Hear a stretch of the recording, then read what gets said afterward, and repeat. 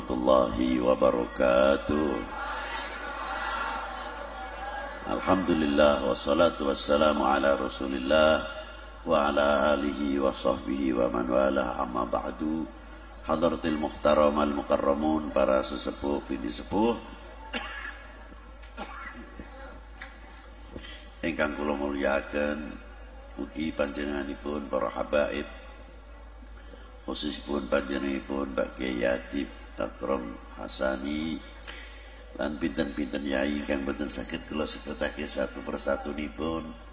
Mugi panjenenganipun Habib Umar Mutahhar, panjenenganipun Habib Ahmad bin Zain Al-Attas, Habib Abdurrahman bin Syihab, dan yang kula hormati panjenenganipun bapak-bapak seinstansi pemerintahan sipil TNI Polri yang selalu kita banggakan, bapak-bapak muspika, bapak-bapak kepala kelurahan, saperangkatipun panitia penyelenggara dalam rangka untean Maulidin Nabi sallallahu alaihi wasallam. Ugi panjenenganipun haji murid sak keluarga, hadirin wal hadirat rahimakumullah. Pinten-pinten kata-kata mutiara mboten terlepas saking godange mutiara nggih menika wau Al-Qur'anil Karim lan sunnati Sayyidil Mursalin sallallahu alaihi wa alihi wasallam ingkang sampun wau medal sabda panjenenganipun akhina billah Al-Habib Umar Mutahhar atallahu umruhu fi sihatin wa afiyah, lan pinten-pinten wau keterangan ingkang sampun dipun muradi, muga-muga Allah taala maringi manfaat dhateng kita sami. Jame wis setengah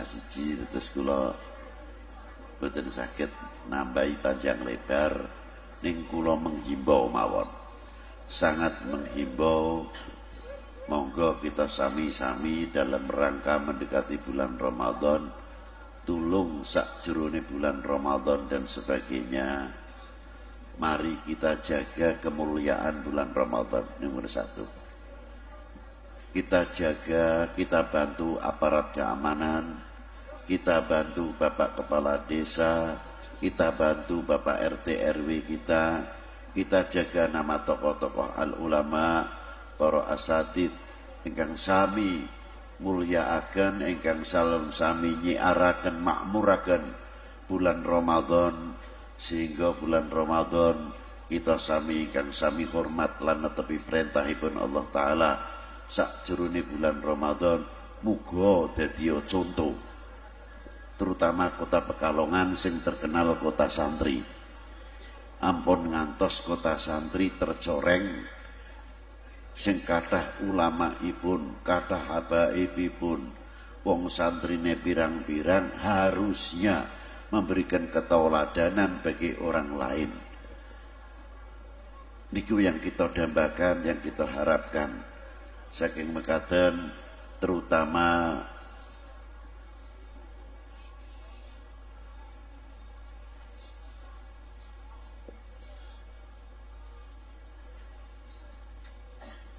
niki sing radi rada ganggu, asal tepat jamipun ya tidak mengganggu. Napa diantawisipun nggugahi wong sahur. Saya sangat menghimbau,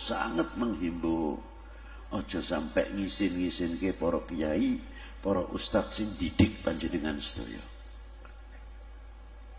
Dididik kiai nasihati pirang-pirang mau'izatul hasanah wis abrak-abrak, tapi masih belum bisa banyak menghasilkan uswatun hasanah untuk ketauladanan kita semuanya.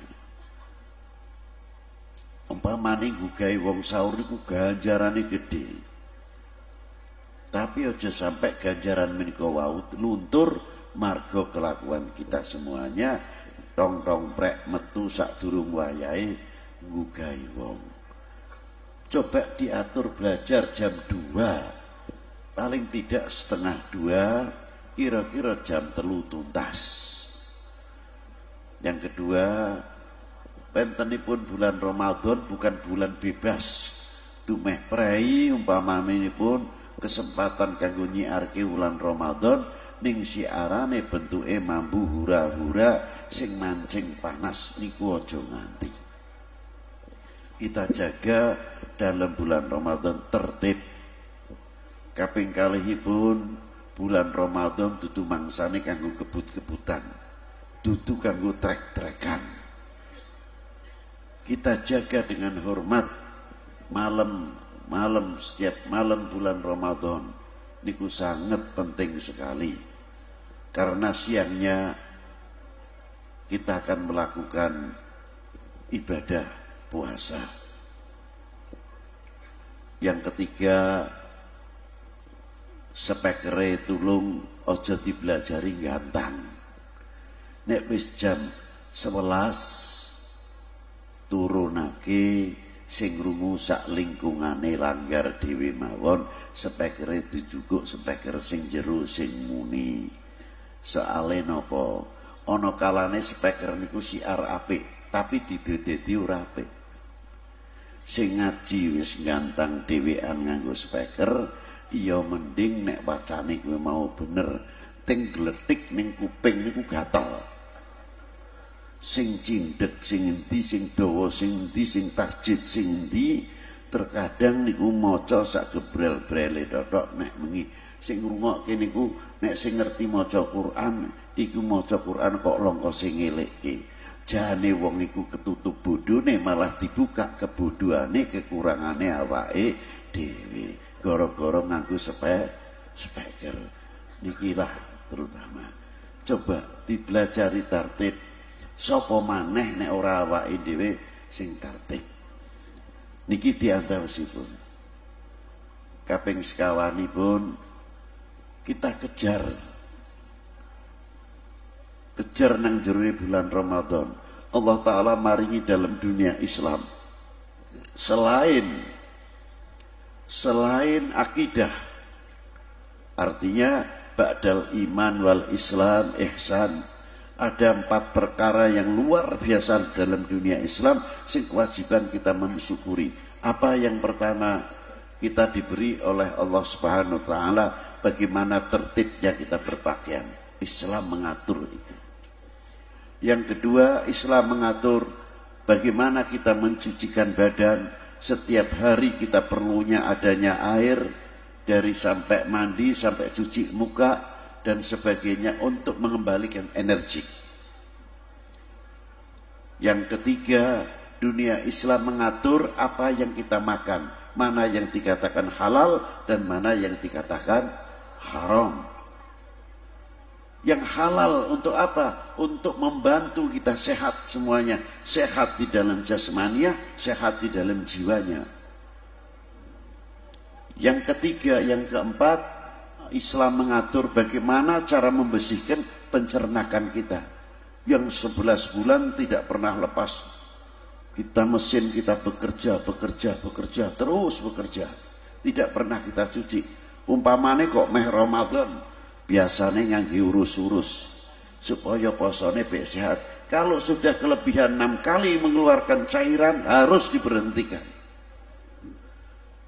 Sedangkan yang jerone pencernaan manusia itu tidak terlepas daripada kelopak-kelopak yang jerone babat lempit niku nek ningali wedhus disembelih niku ning babate tingali. Niku alat mesine giles makanane manusa utawa hayawan.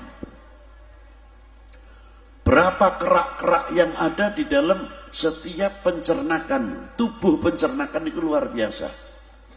Bibit penyakit yo nang kono, bibit orang genah yo nang kono. Allah Ta'ala maringi untuk mematikan virus-virus dan sebagainya, termasuk diantaranya pun sumu tasihu. Dawe Kanjeng Nabi sallallahu alaihi wasallam.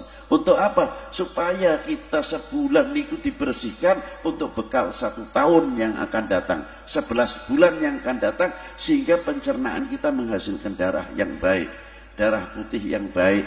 Darah ini apabila bersih akan mewarnai sel-sel otak kepala kita sing jendel dedine cerdas.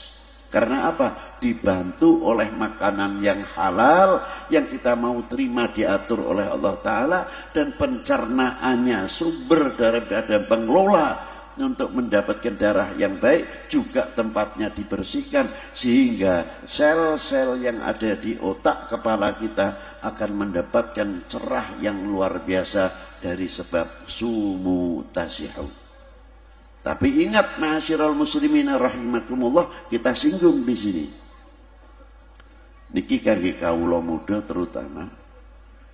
Kita bangga setiap maulud kawula muda banyak mewarnai di tempat dimanapun.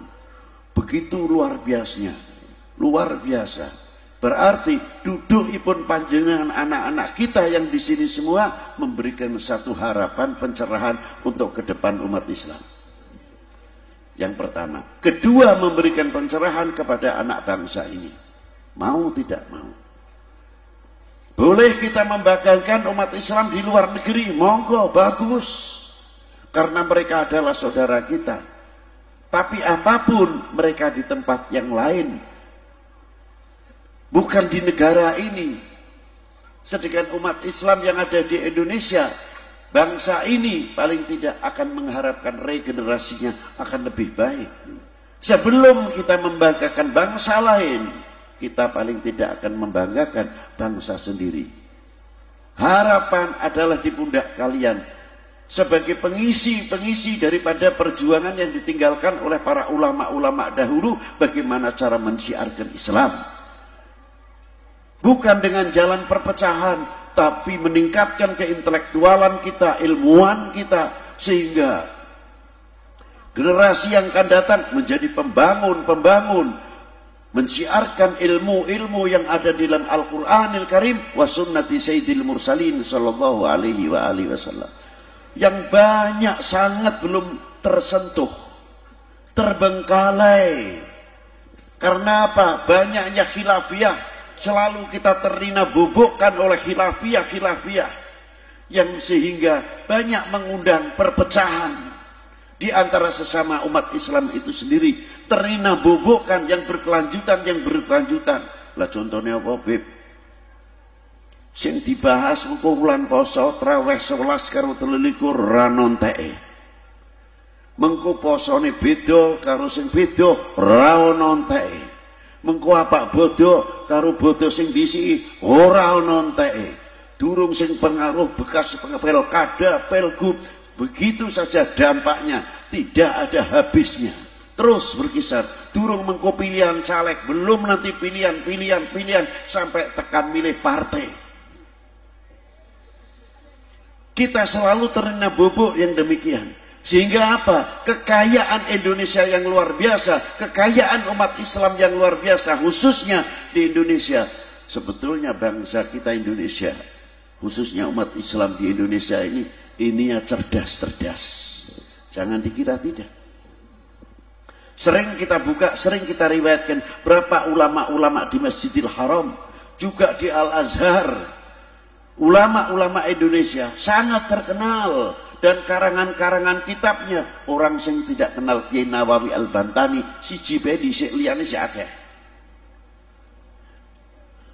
Bahwa karangan-karangan kitab Kiai Nawawi Al-Bantani secara tidak langsung mengangkat umat Islam Indonesia, mengangkat bangsa Indonesia ini. Ternyata orang Indonesia ada yang mahir ilmu yang luar biasa dalam ilmu agama. Napa mboten untung? Apakah kita tidak bisa mengucapkan terima kasih kepada para beliau? Dengan terangkatnya Ki Nawawi karangane kata, Habib Utsman Mufti Jakarta, Ki Abdul Karim, dan Syekh Mahfud At-Turmusi, itu sudah sangat luar biasa. Ulama Indonesia tidak bisa kita abaikan. Cukup sebetulnya kalau kita mau belajar ilmu, tidak usah kemana-mana. Indonesia itu gudang. Umum wong ngomong ora usah ring luar negeri. Cukup pondok pesantren Indonesia ini cukup, nahune, sorofe, balaghoi dan lain sebagainya. Cuma kekurangannya cuma satu saja, ilmu pengetahuan. Kelemahannya cuma di situ. Silahkan kalau ilmu pengetahuan mau kemana. Atau kalau kita sudah mendalami ilmu agama di Indonesia, silahkan mau Al-Azhar, mau kemana, kita pembekalannya sudah cukup kuat. tinggal mengambil ijazah saja kepada para tokoh-tokoh ulama di luar negeri. Itu yang dia ada di Indonesia. Kedua, makmur sekali tanah Indonesia. Tapi sayang, sing subur makmur kaya iki tak ulangi malih. Sing kesel dhewe sing oleh aran wong jaba. Sing kesel nibotangi kita, tapi yang dapat nama orang lain. Nandu jambur, apa nandur jambu. Nandur jambu gede tukul api. Kene sing rabuk sing apa? Sing oleh nama wong liya jambu Bangkok. Ora gelem nyebut jambu Indo.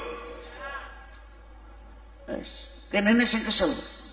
Ayam sing netesake kene, gedhi ning kene, mangane ning kene, disebute ayam. Dadi kuwi nek perlu ana pajak perlu dipajeki kuwi, si asing soalnya. Si asing kuwi ayame. Ayam keturunan Bangkok, Beb Lutfi keturunan Arab, dikatakan orang Arab tidak bisa. Lahir nang kene apa nang kene aku ndak donek Arab kaya kuwi jengkel aku. Lah kenapa nek ngono nek Arab jengkel kuwi ngonekke Kanjeng Nabi wong Arab ora ketara siji. Arab. Kanjeng Nabi wong Arab. Itu sembarangan Arab. Nih. Ingat nabimu juga orang Arab, tapi saya bukan bangsa Arab. Saya bangsa bangsa Indonesia. Keturunan oke. Keturunan Londo, keturunan Bombay, keturunan India, keturunan Arab, silakan saja. Itu boleh monggo. Tapi kita harus berani tegas. Saya adalah orang saya adalah bangsa Tegas ngono orang isin-isin. Saya umat Islam Jati diri tunjukkan. Itu harga diri namanya. Kowe weruh karakternya awakmu dhewe. Tanamkan itu pada diri kalian semuanya. Itu diantaranya. Nah, nikilah. Sampai tekan duren montong, duren pokok. Nah, duren nang kene. Ngeluh. Indonesia kedumen siji tok wis gula Jawa. Melas pikir. Ya Allah, mrene gula Jawa, durene duren, ayame ayam, jambune jambu, gulane gula, melarat.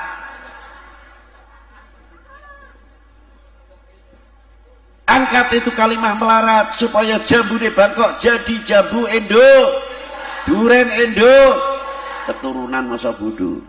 Oke saja. Nah ngono kan. Nikilah. Dengan kesuburan yang ada, kita sudah banyak terina bobokan. Ada lagi satu lagi. Ini yang perlu diwaspadai oleh kalian semuanya. Bagaimana oknum-oknum manusia yang ingin menggoyahkan NKRI, menggoyahkan Indonesia. Dan bagaimana cara mematikan generasi muda yang akan datang yang siap untuk bisa membangun Indonesia. Cekoi karo barang-barang sing kira-kira uteke tumpul. Tujuan utama apa? Mematikan kemajuan bangsa ini untuk ke depan, bisa menjawab tantangan umat dan tantangan bangsa. Ingat, nek halal haram harus genah. Tapi kenapa dicolke barang gue mau sing ngutek itu dikoplo. Ayang-ayangnya terkadang dijak guyon dewe. Nah, inilah.